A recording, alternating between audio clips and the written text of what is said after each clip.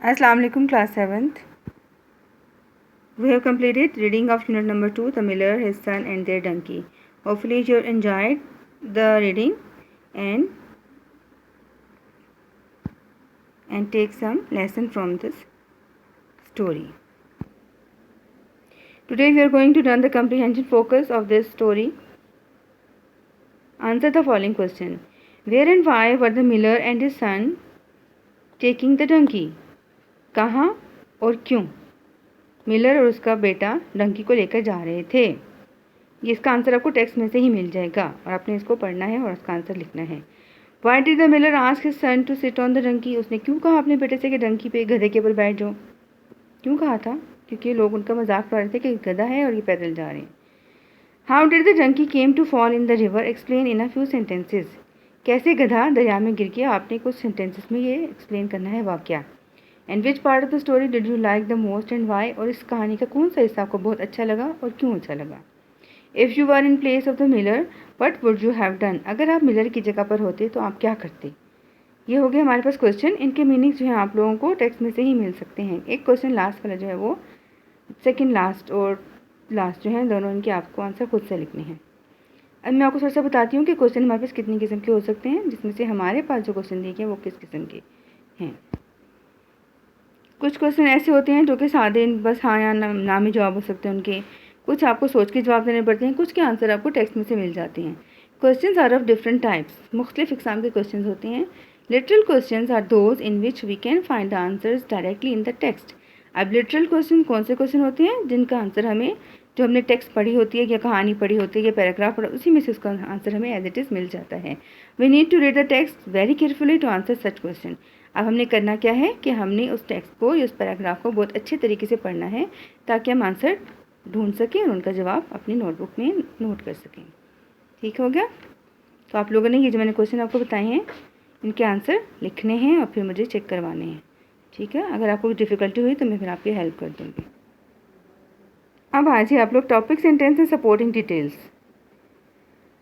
Read given paragraph and notice the use of topic sentence and supporting details. Question है हमारे पास, आप paragraph को पढ़िए. नीचे आपको पैराग्राफ दिया गया है कि उसमें क्या करना है, आपने नोटिस करना है कि टॉपिक सेंटेंस कौन सा है और उसकी सपोर्टिंग डिटेल्स कौन सी हैं.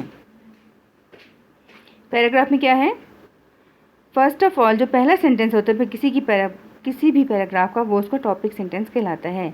उसी टॉपिक सेंटेंस को देख के हमें समझ आती है कि उस सेंटेंस के अंदर क्या बात, उस पैराग्राफ में क्या बात हमें बताई जा रही है. टॉपिक सेंटेंस में देखिए, if you try to please everyone you will please no one. अगर आप हर किसी को खुश करने की कोशिश करेंगे तो आप किसी को भी खुश नहीं कर सकते. तो इसको सुन पढ़ के आपको समझ आ रही है कि आगे क्या बात की जा रही होगी? जी हाँ. तो वो बाकी जो डिटेल होगी उसको हम कहेंगे supporting sentences. It is hard to please everyone in every situation. हर किसी को हर वक्त खुश करना बहुत मुश्किल होता है. Being polite and nice to everyone is good. लोगों के साथ अच्छे तरीके से नरमी से बात करना तो बहुत अच्छी बात है, but it doesn't work every time. लेकिन ये हर दफ़ा हमारे काम नहीं आता.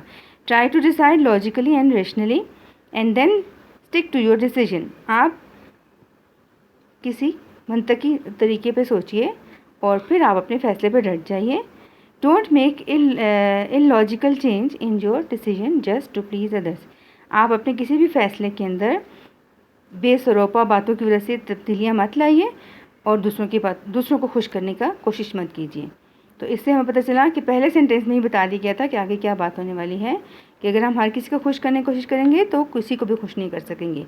तो ये होगा हमारा टॉपिक सेंटेंस और बाकी जो सेंटेंसेस है वो उसके सपोर्टिंग सेंटेंसेस हो गए उस सेंटेंस को एक्सप्लेन करने वाले. थोड़ी सी और इन्फॉर्मेशन है हमारे पास. The main idea of a paragraph is called a topic sentence. किसी भी पैराग्राफ का जो मेन आइडिया होता है वो उसको टॉपिक सेंटेंस में ही पता चल जाता है कि आगे पैराग्राफ में क्या बात होने वाली है. Other sentences in a paragraph support the topic sentence. These are called supporting details. तो बाकी जो सेंटेंसेज होते हैं किसी पैराग्राफ में, फर्स्ट लाइन को हम कहेंगे वो मेन आइडिया होता है उसी पैराग्राफ का और बाकी जो सेंटेंसेज होते हैं वो सपोर्टिंग डिटेल्स होती हैं उस मेन आइडिया के मुतल्लिक. मतलब उसी बात को एलेबोरेट कर दिया जाता है नेक्स्ट सेंटेंसेस के अंदर. Hopefully students you have understand about the topic sentence and supporting details. Now the work you have done is you have to done is read the second paragraph of the unit and write its topic sentence and supporting details in your notebook. I hope this is very easy for you to write. Second paragraph जो हमारी story का है, the miller, his son and their donkey, उसका second paragraph आप देखिए। Paragraph को पता चलता है ना, जब एक बात ख़त्म होती है नेक्स्ट पैराग्राफ जो है नेक्स्ट लाइन से स्टार्ट होता है, वहाँ से आपने देखना है कि उसकी टॉपिक सेंटेंस कौन सा होगा और फिर बाद में सपोर्टिंग डिटेल्स आपने फर्स्ट जो लाइन होगी उसका टॉपिक सेंटेंस हो जाएगा, बाकी जितना भी पैराग्राफ है वो सपोर्टिंग डिटेल्स में आ जाएगा। तो ये काम आप लोगों ने अपनी होमवर्क की नीट नोटबुक्स पे काम करना है, फिर हम इसको आगे कंटिन्यू करेंगे। ठीक है स्टूडेंट्स, और क्वेश्चन जो आपको मैंने दिए हैं वो आपको लिटरल मीनिंग वो भी बुक से ही मिल जाएंगे, इसलिए आप लोग ये काम खुद से करिए और नोटबुक पे नीट करके मुझे उसकी पिक्चर्स भेजिए ताकि मैं देखूँ हमने काम सही किया है कि नहीं।